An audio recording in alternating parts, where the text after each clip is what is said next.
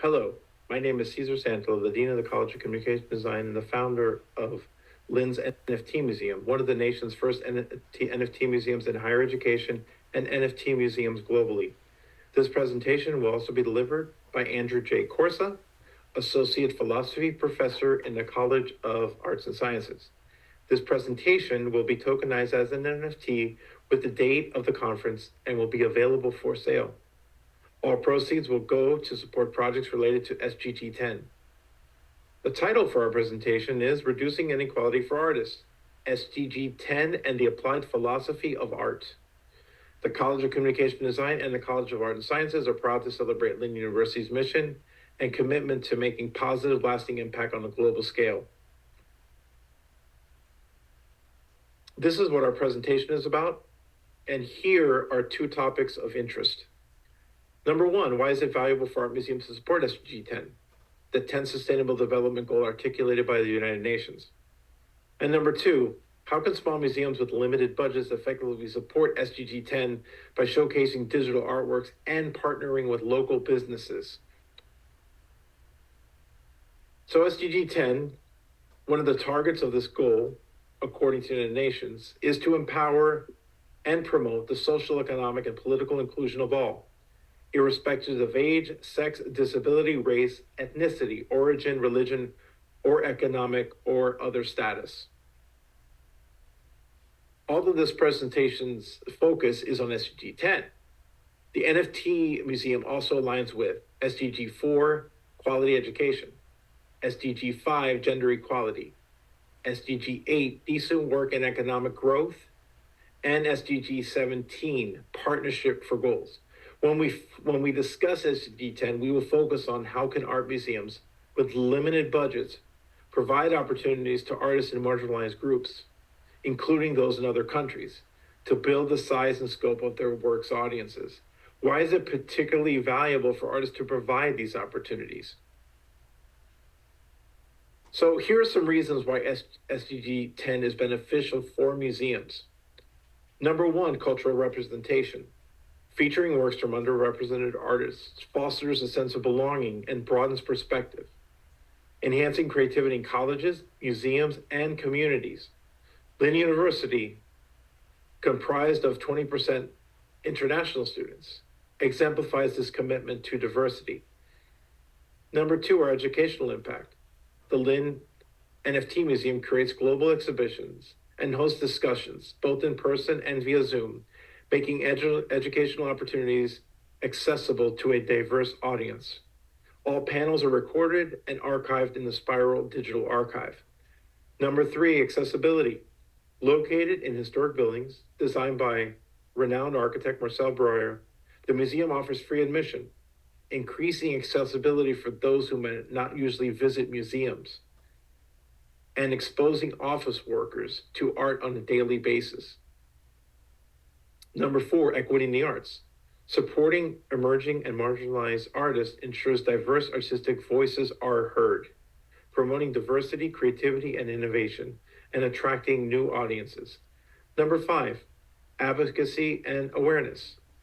Museum influence public opinion and raise awareness about social, economic, and cultural issues, inspiring visitors to advocate for change. Number six, community and economic impact. Inclusivity attracts a broader audience, increasing visitation and benefiting the local economy. Museums provide spaces for diverse communities to learn, reflect, and engage in dialogue. Lynn University NFT Museum displays digital works of art on 65 commercial-grade monitors. Numerous artworks per monitor in rotation 24 hours a day. The Lynn NFT Museum partners with local businesses to house monitors and display the artwork. Local office park, Brick, and the hotel, the Boca Raton Innovation Campus. Partners with guest curators. Gladys Garote, Latin American art. Lynn University's NFT Museum showcases digital works from diverse international artists, allowing simultaneous exhibition in multiple locations. Ariel Barron Robbins from the Loop Art Critique and Metaverse features digital art across various platforms, including traditional websites and three-dimensional metaverse spaces. Arsenal Art and Sebring Versteeg for limited time. This digital artwork generates new pieces every 10 to 15 minutes, based on popular internet stories, and the artwork is generated in front of museum visitors, using trending internet stories as source material. Each piece was available for a limited time before being replaced by the next creation.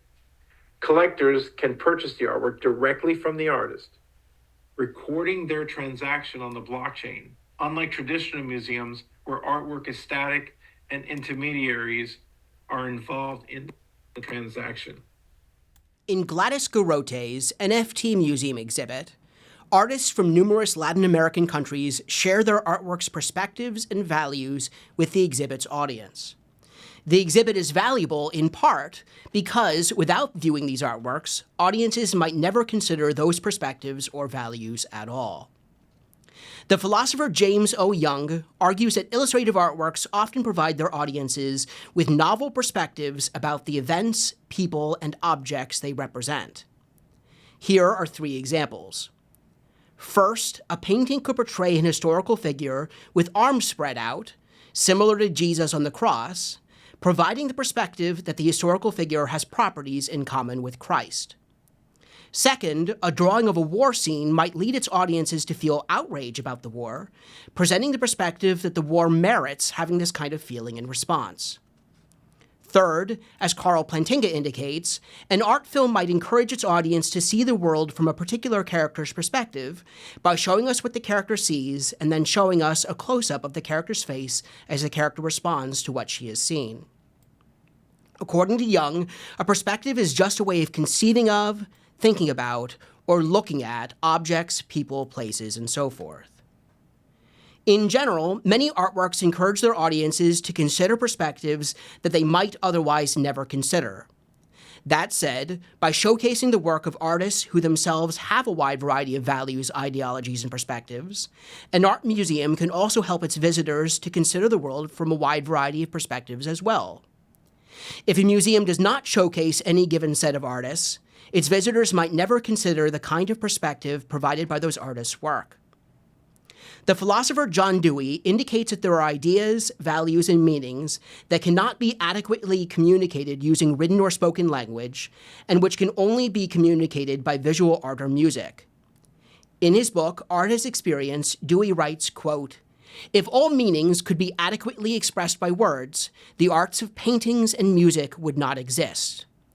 There are values and meanings that can be expressed only by immediately visible and audible qualities, and to ask what they mean in the sense of something that can be put into words is to deny their distinctive existence." Whether or not Dewey is correct, it seems that, at the very least, we can imagine individuals who do not know how to adequately express certain values, thoughts, ideas, or perspectives if they try to use words alone. Perhaps they can best express themselves instead through visual art. If individuals like this are not given opportunities to show their artworks to broad audiences, then they would not have the chance to best communicate with those audiences either. Likewise, if these artists cannot find opportunities to display their artworks, then they do not have the opportunity to share the perspectives offered by their work.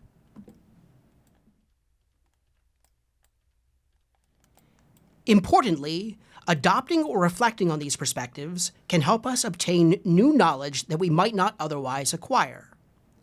James O. Young writes that audiences can ask themselves whether the perspective presented by a specific artwork is right, whether or not it is supported by their past experiences.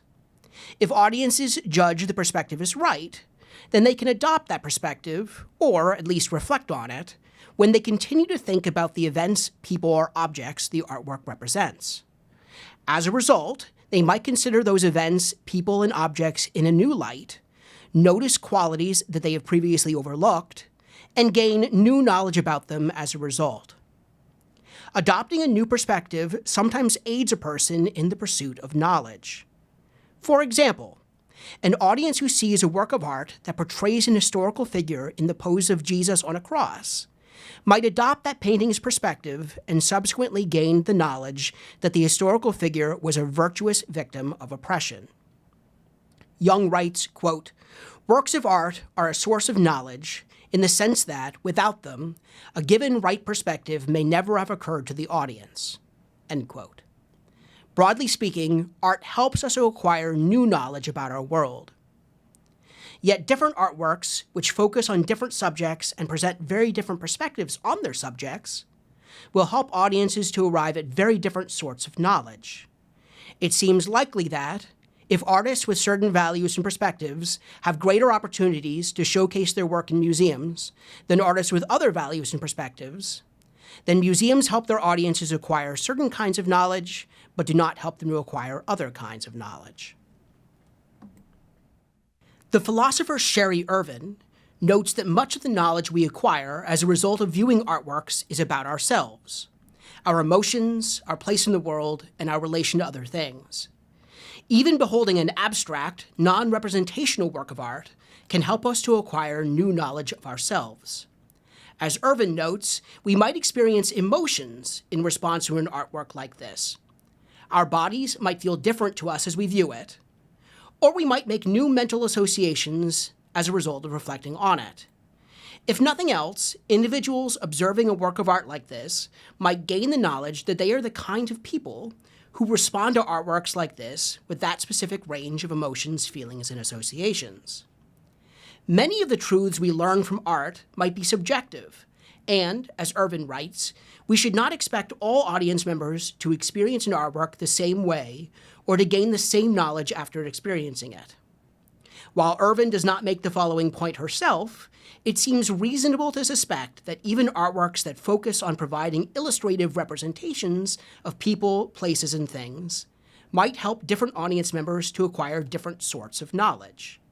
Different audience members might understand the perspective provided by an artwork differently, evaluate the perspective it offers differently, and adopt and reflect on different perspectives as a result of viewing it. Arguably, then, museums that showcase many different kinds of artworks from artists with many different perspectives would be most likely to evoke the greatest number of possible responses from audiences and would help audiences acquire the widest range of new knowledge.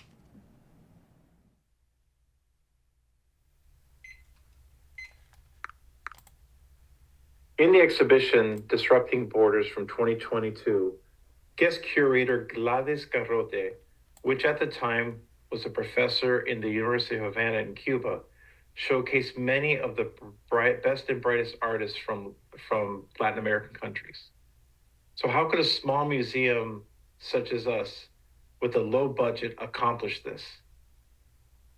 Some of the benefits we realized while organizing this one-of-a-kind exhibit were that we had no shipping costs. We had no insurance costs. We could organize this quickly. So the speed was something that we didn't predict. That was a benefit. And also less space was required. We could show multiple works of art per monitor. So if we were in a traditional space, let's say we could only show 10, well, in that same space, we could show 100 to 200. Another thing was, no one was responsible in selling the actual artwork. All of this was handled by the digital contract and artist wallet.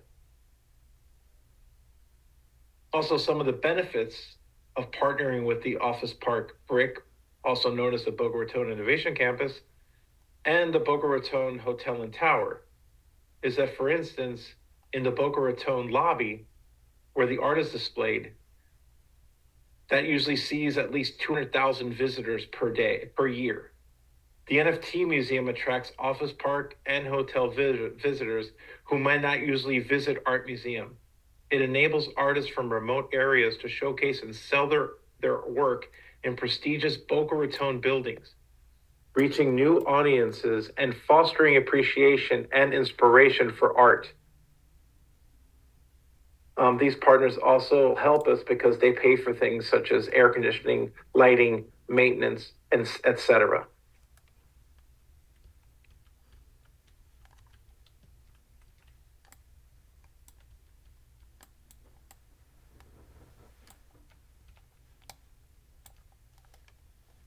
Why is it valuable for a wide array of people to view artworks? First, art often provides opportunities for personal, intellectual, and moral growth. Second, by helping us to adopt perspectives different from our own, perhaps viewing art can also help us to eliminate personal prejudices. The philosopher John Dewey writes about humans' power to grow. He says that this power, quote, is essentially the ability to learn from experience, the power to retain from one experience something which is of avail in coping with the difficulties of a later situation. Dewey maintains that every experience we have changes us, modifies the one who acts and undergoes, and these changes affect all of our future experiences. This means that the experience of engaging with an artwork also modifies and changes us. Those changes, which result from experiencing a work of art, count as growth if they better enable us to face the difficulties of later circumstances in our lives. Gaining new knowledge, looking at the world with a new perspective, or acquiring new skills can each sometimes count as growth. Thus, if the experience of engaging with an artwork can help us to acquire new knowledge or gain a different perspective, as Young writes and as Dewey implies, then the experience of art can lead to growth. Dewey indicates that, trapped in our own perspectives of the world, we might overlook facts about the people and objects around us. He writes that, quote, familiarity induces indifference, prejudice blinds us. Yet Dewey maintains that, by engaging with art, we might be better able to recognize the unique qualities and character of the things around us that we might typically overlook. Quote, art throws off the covers that hide the expressiveness of experienced things. It quickens us from the slackness of routine and enables us to forget ourselves by finding ourselves in the delight of experiencing the world about us in its varied qualities and forms.